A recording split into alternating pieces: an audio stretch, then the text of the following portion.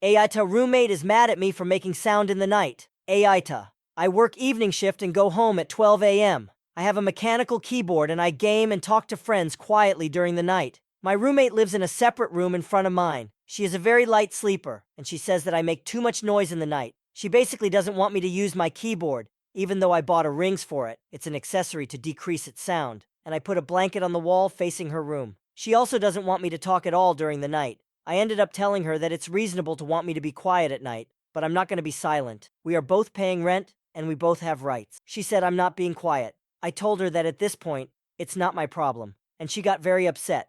I don't know what she is planning to do now. AITA.